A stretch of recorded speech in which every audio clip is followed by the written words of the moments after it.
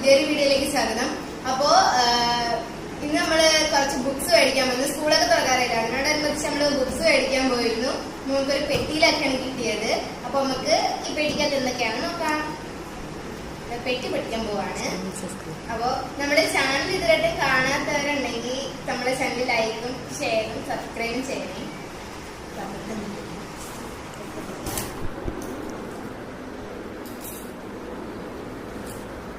അവിടെ കവറില്ലേ